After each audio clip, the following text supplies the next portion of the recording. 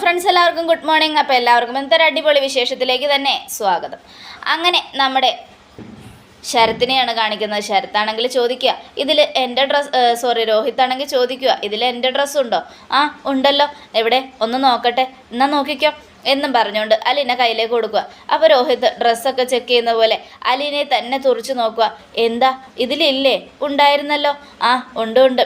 അതെ, എൻ്റെ ഡ്രസ്സൊക്കെ അലക്കുമ്പോൾ നന്നായിട്ട് പരിശോധിക്കണേ, പോക്കറ്റിലൊക്കെ പൈസ ഉണ്ടാവും.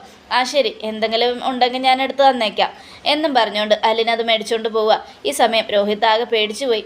അതിനുശേഷം രോഹിത് താഴേക്ക് ചെല്ലുക. എന്നിട്ട് നമ്മുടെ ഹരിയോട് എല്ലാ കാര്യങ്ങളും പറഞ്ഞുകൊണ്ടിരിക്കുക. അതെ, നിനക്കൊരു ഇതും അറിയില്ലടാ, അതുകൊണ്ടാണ് നീ എല്ലാം കളഞ്ഞു കുളിക്കുന്നത്, ഇതുകൊണ്ടാണ് നിനക്കൊരാൾ സെറ്റാവാത്തത് എന്നൊക്കെ ഹരി ഉപദേശിക്കണം. എടാ, പക്ഷെ അങ്ങനെയൊന്നും എനിക്ക് തോന്നുന്നില്ലടാ, അവളൊരു പാവ, വീട്ടിലെല്ലാ ജോലിയും ചെയ്യും, എൻ്റെ റൂമൊക്കെ വൃത്തിയാക്കിയിടും, പൊടി പിടിച്ച് കിടന്ന അസുഖം വരുമെന്ന് പറഞ്ഞ് നന്നായിട്ട് അതൊക്കെ വൃത്തിയും വെടിപ്പുമാക്കിയിടും.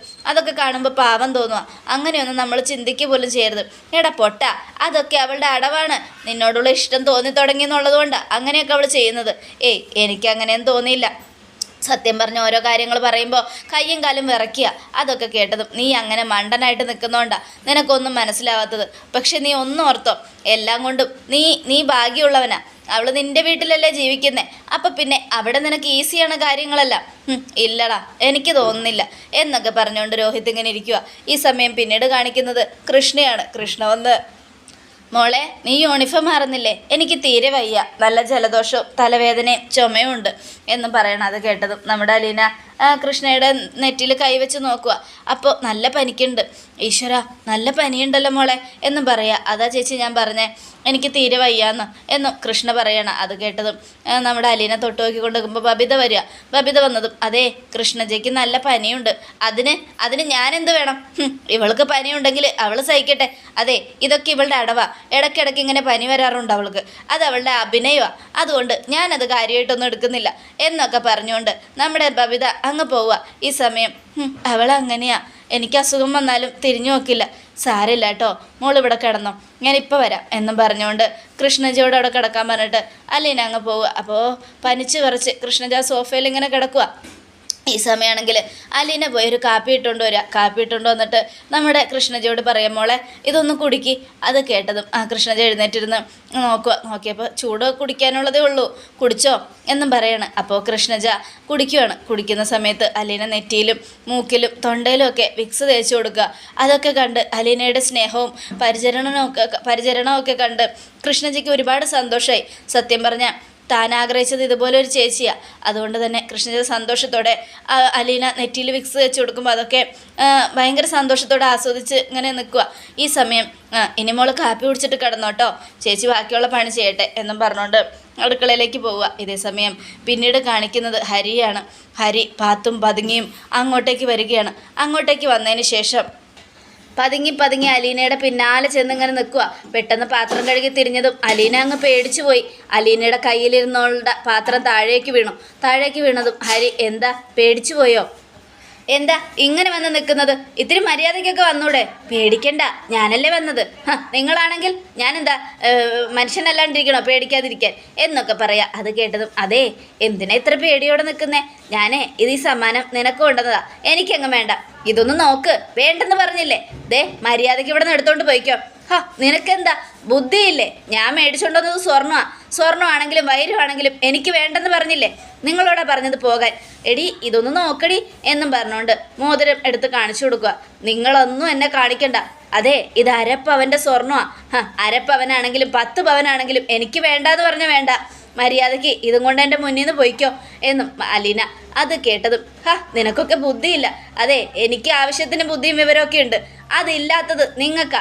വലിയ വീട്ടിൽ ജനിച്ച അന്തസ്സെങ്കിലും കാണിക്ക്, മര്യാദയ്ക്ക് പോടാ എന്നും പറഞ്ഞുകൊണ്ട് അലീന ഹരിയെ നാണം കെടുത്തി വിടുക.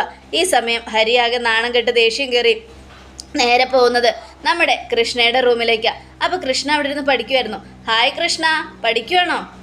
അതെ പഠിക്കുക. ഹരിയേട്ടൻ എന്നെ ഒന്ന് സഹായിക്കാൻ പറ്റുമോ? അതിനെന്താ, ഹരിയേട്ടൻ സഹായിക്കാമല്ലോ. അതെ, ഈ വീട്ടിൽ സുന്ദരിയായിട്ടുണ്ട് കേട്ടോ നമ്മുടെ കൃഷ്ണ. അത് കേട്ടതും, ഒന്ന് പോ ഹരിയേട്ടാ, ഹരിയേട്ടൻ നുണ പറയുക, ഞാൻ സുന്ദരിയൊന്നുമല്ല, ഈ വീട്ടിൽ ഏറ്റവും കറുത്തതും ഭംഗിയില്ലാത്തതും എനിക്കാ. അയ്യോ, അങ്ങനെ ആരാ മോളോട് പറഞ്ഞേ? ഈ വീട്ടിൽ നല്ല സുന്ദരി ഈ ഏട്ടൻ്റെ ഈ ഹരിയേട്ടനെ കാണാൻ എങ്ങനെയുണ്ട്? ഹരിയേട്ടൻ സൂപ്പർ അല്ലേ? പിന്നെ ദേ ഹരിയേട്ടനെ ഒരുപാട് സൂപ്പറാണോ? പിന്നെ അല്ലാണ്ട് ഹരിയേട്ടനെ ആര് കണ്ടാലും ഇഷ്ടപ്പെടുമോ? പിന്നെ എൻ്റെ മനുവേട്ടനേലും ഹരിയേട്ടൻ സുന്ദരനാ എന്നൊക്കെ പറഞ്ഞുകൊണ്ട് നമ്മുടെ കൃഷ്ണ ഇങ്ങനെ സാധാരണ പോലെ സംസാരിക്കുക. പക്ഷേ ഹരിയാണെങ്കിലോ കൃഷ്ണയുടെ മേലെയും ഒരു നോട്ടം ഉണ്ടായിരുന്നു. അത് മനസ്സിലാക്കിയ അലീന അടുക്കളയിൽ നിന്നും പതുക്കെ വന്നു. എത്തി നോക്കിയപ്പോൾ ഹരി കൃഷ്ണയമ്മോളുടെ കയ്യിൽ പിടിച്ച് രേഖയൊക്കെ കാണിച്ചു കൊടുക്കുക. ദേ ഇതാണ് ആയുൾ രേഖ, ഇത് ധനരേഖ എന്നൊക്കെ പറഞ്ഞുകൊണ്ട് അത് കണ്ടുകൊണ്ട് വന്ന അലീന കൃഷ്ണയോട്, മോളെ എന്താ ചേച്ചി? ദേ ഞാൻ കോഫി എടുത്തു വെച്ചിട്ടുണ്ട്. Special coffee? അതെ, ചെല്ല് മോള് കുടിക്ക്, ബിസ്ക്കറ്റും ഉണ്ട്. എന്നാലേ ഹരിയേട്ടാ ഞാൻ കോഫി കുടിച്ചിട്ട് വരാവേ എന്നും പറഞ്ഞ് കൃഷ്ണ അങ്ങോട്ട് ചെല്ലുക. അപ്പോൾ അലീന ഹരിയെ തുറിച്ചു നോക്കുക. മനസ്സിലിരിപ്പ് എന്താണെന്ന് അറിയാടാ, മനുഷ്യൻ്റെ ഉള്ളിലിരിക്കുന്ന മൃഗം എന്താണെന്ന് എനിക്ക് നിന്നെ കണ്ടാൽ മനസ്സിലാവും. എന്തായാലും എൻ്റെ അനിയത്തിമാരെ തൊടാൻ ഞാൻ സമ്മതിക്കില്ല എന്നും അലീന മനസ്സിലിങ്ങനെ ആലോചിക്കുക. ഈ സമയമാണെങ്കിൽ കൃഷ്ണ പോയി കാപ്പി കുടിക്കുക. ചേച്ചി കോഫി സൂപ്പറായിട്ടുണ്ട്. ഇത്രയും നല്ല കോഫി എൻ്റെ ജീവിതത്തിൽ ഞാൻ കുടിച്ചിട്ടില്ല. ചേച്ചി നല്ല കോഫി ഇടുന്നേ. ചേച്ചി ഇതെങ്ങനെയാണ് പഠിച്ചേ? അതൊക്കെ പഠിച്ചു. അല്ല മോൾക്ക് കോഫി അത്രയ്ക്ക് ഇഷ്ടമാണോ? അതെ, എന്നാൽ ചേച്ചി എന്നും ഇട്ട് തരാം കേട്ടോ. ശരി ചേച്ചി, താങ്ക്സ്. എന്തായാലും എനിക്കിഷ്ടപ്പെട്ടു എന്നൊക്കെ പറഞ്ഞുകൊണ്ട് നമ്മുടെ കൃഷ്ണയും ഇങ്ങനെ ഇരുന്ന് കുടിച്ചോണ്ടിരിക്കുക. ചേച്ചി, എനിക്ക് ചേച്ചിയെ പോലെ ഒരു ചേച്ചിയായിരുന്നു വേണ്ടത്. അതെന്താ മോളെ? ചേച്ചി നല്ല ചേച്ചിയാ, പക്ഷേ ബബിതയുണ്ടല്ലോ, അവൾ കുശുംബിയാ. ഞാൻ എന്ത് പറഞ്ഞാലും കേൾക്കില്ല. അവളെ എൻ്റെ കൂടെ എപ്പോഴും തല്ലുപിടിക്കും. അതൊക്കെ വെറുതെ അല്ലേ മോളെ? നിൻ്റെ ചേച്ചി പാവുക, സ്നേഹിക്കാനുള്ള മനസ്സുമുണ്ട്. പിന്നെ കുശുംബിയൊന്നുമല്ല, കുറുമ്പിത്തിരി കൂടുതലാണ്, അത്രയേ ഉള്ളൂ. മോക്ക് പഠിക്കാൻ ബുദ്ധിമുട്ടുള്ള വിഷയം ഏതാ? ഹിന്ദി. ഹിന്ദിയാണോ? എന്നാൽ പിന്നെ ചേച്ചി പറഞ്ഞുതരാം. ചേച്ചിക്ക് ഹിന്ദി അറിയോ? +2 വരെ പഠിച്ചതല്ലേ, അതുകൊണ്ട് അത്യാവശ്യമൊക്കെ അറിയാം. എന്നാൽ എനിക്ക് പറഞ്ഞതാ ചേച്ചി. ശരി മോളെ, എന്നാൽ കാപ്പി കുടിച്ചിട്ട് വാട്ടോ എന്നും പറഞ്ഞുകൊണ്ട് അലീന വീണ്ടും നമ്മുടെ കൃഷ്ണയുടെ റൂമിലേക്ക് ചെല്ലുക. അപ്പോൾ ഹരി അവിടെ തന്നെ ഉണ്ടായിരുന്നു. ആ ഹരിയുടെ മുഖത്തേക്ക് നോക്കി നമ്മുടെ അലീന വീണ്ടും തുറച്ചു നോക്കി. നടക്കില്ലടാ, നിൻ്റെ ഒരാഗ്രഹവും നടക്കില്ല. എൻ്റെ അനിയത്തിമാരാ അത്, എൻ്റെ കൂടപ്പിറപ്പുകൾ, അവർക്ക് ഒരാപത്ത് സംഭവിക്കാൻ ഞാൻ സമ്മതിക്കില്ല എന്നും ആലോചിച്ചുകൊണ്ടായിരുന്നു അലീനയുടെ നോട്ടം. ഈ സമയം ഹരിയാണെങ്കിൽ ദേഷ്യപ്പെട്ട് അവിടെ ഒന്ന് പുറത്തു പോയി നിൽക്കുക. അപ്പോൾ നമ്മുടെ അലീന അകത്തേക്ക് ഇങ്ങനെ ഇരിക്കുകയാണ്. അപ്പോഴേക്കും കൃഷ്ണ ചേച്ചി പറഞ്ഞു കൊടുത്തോണ്ടിരിക്കുക. മോളെ ഇനി പറഞ്ഞു തരട്ടെ? ചേച്ചി പറഞ്ഞാ എന്നും പറഞ്ഞുകൊണ്ട് ഹിന്ദിയൊക്കെ ചോദിക്കുക. അപ്പോൾ അലീന നല്ല സൂപ്പറായിട്ട് ഹിന്ദിയൊക്കെ പറഞ്ഞു കൊടുക്കുക. അത് കണ്ടത് കൃഷ്ണ ചോദിക്കുക, ചേച്ചിക്ക് എങ്ങനെ ഇത്ര ഹിന്ദിയൊക്കെ അറിയുന്നേ? ഇതൊക്കെ പഠിച്ചതാ മോളെ ചേച്ചി. ചേച്ചിക്ക് ഇത്രയും നല്ല മൈൻഡാണോ? എത്ര ഇതായിട്ട് ചേച്ചി മെമ്മറിയിലെല്ലാം സൂക്ഷിച്ചിരിക്കുന്നത്. ഞാനൊക്കെ ഒറ്റ ട്രിപ്പ് കൊണ്ട് എല്ലാം മറന്നു പോകും എന്നൊക്കെ പറയുക. അത് കേട്ടതും നമ്മുടെ ഇതാണെങ്കിൽ ആകെ സന്തോഷത്തോടെ ഇങ്ങനെ നോക്കി ചിരിക്കുക. എന്നിട്ട് കൃഷ്ണയ്ക്ക് ഓരോന്ന് പറഞ്ഞു കൊടുക്കുക. അങ്ങനെ പറഞ്ഞു കൊടുത്ത് കൃഷ്ണയ്ക്ക് ഭയങ്കര സന്തോഷമായി. സത്യം പറയാലോ ചേച്ചി വന്നപ്പോഴാണ് എനിക്കൊരാശ്വാസം. ചേച്ചി വന്നതിന് ശേഷം എനിക്ക് എന്നെ കെയർ ചെയ്യാൻ ഒരാളുള്ളതുപോലെ തോന്നുക. ഈ അനിയത്തിമാർക്ക് ചേച്ചിമാരുണ്ടെങ്കിൽ അത് നല്ല സന്തോഷമാണ്. ചേച്ചിമാരെപ്പോഴും അനിയത്തിമാരെ കെയർ ചെയ്യണം ചേച്ചിമാരായിരിക്കണം. അല്ലെങ്കിൽ ബബിതയെ പോലെ ആയിട്ടുണ്ടെങ്കിൽ അനിയത്തിമാർ ചേച്ചിമാരുടെ മുഖത്തടിക്കും, അതുറപ്പാ. അയ്യോ അങ്ങനെയൊന്നും പറയരുത്. ദേ മോളുടെ ചേച്ചിയാ, മോളുടെ കൂടപ്പിറപ്പ്, അങ്ങനെ പറയാൻ പാടില്ല. ചേച്ചീൻ്റെ കൂടപ്പിറപ്പായിരുന്നെങ്കിലോ നല്ല രസമായിരുന്നു തന്നെയായിരുന്നു അല്ലേ എന്നും കൃഷ്ണ പറയുക. അത് കേട്ടതും നമ്മുടെ അലീന സങ്കടത്തോടെ നോക്കുക. ഞാൻ നിൻ്റെ കൂടപ്പിറപ്പ് തന്നെയാണ് മോളെ, നിൻ്റെ കൂടപ്പിറപ്പ്. പിന്നെ ചേച്ചിക്കൊരു കാര്യം അറിയോ? ബബിതയ്ക്ക് അമ്മയുടെ സ്വഭാവമാണ്. അമ്മ എങ്ങനെയൊക്കെ ദേഷ്യം കാണിക്കുന്നു അതുപോലെയൊക്കെ അവൾ കാണിക്കും. എന്നാൽ ഞാൻ അച്ഛനെ പോലെയാ, എൻ്റെ അച്ഛൻ പാവാ. അങ്ങനെയൊന്നും പറയരുത്. അമ്മയും അച്ഛനും ഒക്കെ മക്കൾക്ക് ഒരേപോലെയാണ്. അമ്മ ദേഷ്യം കാണിക്കുന്നുണ്ടെങ്കിൽ അത് നിങ്ങളുടെ നന്മയ്ക്ക് വേണ്ടിയാ കേട്ടോ. ശരി ചേച്ചി എന്നൊക്കെ പറഞ്ഞുകൊണ്ട് നമ്മുടെ കൃഷ്ണയെ ഉപദേശിക്കുകയാണ് അലീന. ഈ സമയം ഹരിയാണെങ്കിൽ പുറത്ത് ദേഷ്യപ്പെട്ട് നിൽക്കുക. എന്നാലും അവൾക്ക് എത്ര അഹങ്കാരമാണ്. സ്വർണം കൊടുത്താലും ഡയമണ്ട് കൊടുത്താലും ഒന്നും അവളെന്താ ഒന്നും വഴങ്ങാത്തത് എന്നൊക്കെ ആലോചിച്ചുകൊണ്ട് നമ്മുടെ ഹരി ദേഷ്യപ്പെട്ട് ഇങ്ങനെ നിൽക്കുമ്പോൾ വൈജ വരിക. വൈജ വന്നതും നമ്മുടെ ഹരി ചിരിക്കുക. ആൻറ്റി, എടാ നീ എപ്പോൾ വന്നു? ഞാൻ ഉച്ചയ്ക്ക് വന്നതാ. എന്നിട്ട് നീ എന്താടാ പുറത്ത് തന്നെ നിൽക്കുന്നേ? എന്ത് ചെയ്യാനാ, നമ്മളെ ഒന്നും നോക്കാൻ ഇവിടെ ആരും ഇല്ലല്ലോ. അത് കേട്ടതും അതെന്താടാ നീ അങ്ങനെ പറഞ്ഞത്? നീ ഗസ്റ്റുകൾ വന്ന അലീന നന്നായിട്ട് കയറിയെന്നാണല്ലോ. നിനക്ക് ചായ പോലും തന്നില്ലേ? ചായ പോയിട്ട് കുടിക്കാൻ ഒരു തുള്ളി വെള്ളം പോലും തന്നില്ല എന്നും അലീന ഹരി പറയുക. അത് കേട്ടതും അവളെന്താടാ അങ്ങനെ ചെയ്തത്? അങ്ങനെ അവൾ ചെയ്യാത്തതാണല്ലോ. ഓരോ ദിവസം പോകും തോറും ഈ വീട്ടുജോലിക്കാർക്ക് അഹങ്കാരം കൂടും. അങ്ങനെ അഹങ്കാരം കൂടിയതാണ് അലീനയ്ക്കും എന്നും പറയാം. അവൾക്ക് അത്ര അഹങ്കാരമാണെങ്കിൽ ഞാൻ അവളെ ശരിയാക്കാം. അവളെ അങ്ങനെ വിട്ടാൽ പറ്റില്ലല്ലോ എന്നും പറഞ്ഞുകൊണ്ട് നമ്മുടെ വൈജ നല്ല ദേഷ്യം. എടാ ഒന്ന് നിൽക്കാൻറ്റി, എന്താടാ, എന്താ കാര്യം? ഇനിയിപ്പോൾ അവളോട് അതൊന്നും ചോദിക്കണ്ട. അതെന്താ ചോദിച്ചാൽ അവൾക്കേ ഇത്തിരി അഹങ്കാരം കൂടിയിട്ടുണ്ട്. അത് ചോദിക്കാതിരിക്കാൻ പറ്റില്ലല്ലോ. അവളെ എന്തായാലും ഞാൻ ചോദ്യം ചെയ്യും. വേണ്ട ആൻറ്റി, അതൊന്നും ശരിയല്ല. എന്താ കാര്യമെന്ന് പറ. അങ്ങനെ ചോദിച്ചാൽ അത് വേറെ പ്രശ്നത്തിൽ ചെന്നെത്തും. ഞാനിവിടെ വന്ന് വെറുതെ വഴക്കുണ്ടാക്കി ചെന്ന് പിന്നെ ബാലേന്ദ്രൻ അങ്കിൾ പറയും. അത് കേട്ടതും ആഹാ, ബാലചന്ദ്രൻ ഇവിടെ ഞാൻ തീരുമാനിക്കുന്ന കാര്യങ്ങൾ നോക്കിയാൽ മതി, അല്ലാതെ വേലക്കാരിയുടെ കാര്യം നോക്കണ്ട. എനിക്കറിയാം എന്ത് ചെയ്യണമെന്ന്. അവൾ നിന്നോട് അങ്ങനെ കാണിച്ചിട്ടുണ്ടെങ്കിൽ ഉറപ്പായിട്ടും ഞാനത് ചോദിക്കുക തന്നെ ചെയ്യും. വേണ്ട ആൻറ്റി, അത് ശരിയാവില്ല ആൻറ്റി എന്നും പറഞ്ഞുകൊണ്ട് ഹരി ഇതാക്കുക. ഈ സമയം നമ്മുടെ വൈജ എന്നാൽ ശരി, നീ പറഞ്ഞതുകൊണ്ട് ചോദിക്കുന്നില്ല എന്നും പറഞ്ഞുകൊണ്ട് ദേഷ്യപ്പെട്ടങ്ങ് പോവുക. അപ്പോൾ ഹരി ആലോചിക്കുക, ഈശ്വര, ഞാനെങ്ങാനും അത് പറഞ്ഞാൽ അവൾ ഞാൻ ചെയ്ത കാര്യങ്ങൾ ചിലപ്പോൾ തിരിച്ചു പറയും. അങ്ങനെ പറഞ്ഞാൽ അത് വേറെ പ്രശ്നത്തിൽ കൊണ്ടെത്തിക്കും. അതുകൊണ്ട് അത് വേണ്ട, അവളെ ഞാൻ എടുത്തോളാം. അവളുടെ അഹങ്കാരം അത് ഞാൻ അവസാനിപ്പിക്കും. എത്ര ലക്ഷങ്ങൾ മുടക്കിയിട്ടാണെങ്കിലും അവളെ ഞാൻ ശരിയാക്കിയിരിക്കും എന്നൊക്കെ ആലോചിച്ചുകൊണ്ട് ഹരി ഇങ്ങനെ അവിടെ നിന്നും പോവുകയാണ്. ഈ സമയം പിന്നീട് കാണിക്കുന്നത് കൃഷ്ണജ ഹിന്ദി വായിച്ചു കൊടുക്കുമ്പോൾ അലീന അതിനുള്ള അർത്ഥങ്ങളൊക്കെ പറഞ്ഞു കൊടുക്കുക. എൻ്റെ ചേച്ചി, എന്നാലും ചേച്ചിക്ക് എങ്ങനെ ഈ അർത്ഥങ്ങൾ മനസ്സിലാവുന്നേ? ഈ ഹിന്ദിയിലെ ഹേ, ഹു, ഹ ഇത് മാത്രമേ ഉള്ളൂ. നമ്മുടെ മലയാളത്തിൽ അങ്ങനെയൊന്നുമില്ലല്ലോ. എൻ്റെ മോളെ, എല്ലാ ഭാഷയിലും അതിൻ്റേതായ കഷ്ടങ്ങളുള്ള വാക്കുകളുണ്ട്. അത് നമ്മൾ പഠിച്ചു കഴിഞ്ഞാൽ നമ്മൾക്ക് ഈസിയാണ്. നമ്മളത് കഷ്ടമാണെന്ന് തോന്നുമ്പോഴാണ് നമുക്കത് കഷ്ടമായിട്ട് മാറുന്നത്. എന്നാൽ അത് വളരെ സിമ്പിളായിട്ട് കണ്ട് നമ്മുടെ മനസ്സിൽ വെച്ച് പഠിച്ചാൽ ഉറപ്പായിട്ടും നമുക്കത് മനസ്സിൽ കയറും. നമ്മുടെ മെമ്മറിയിൽ അത് സേവ് ആവുകയും ചെയ്യും. സത്യമാണോ ചേച്ചി?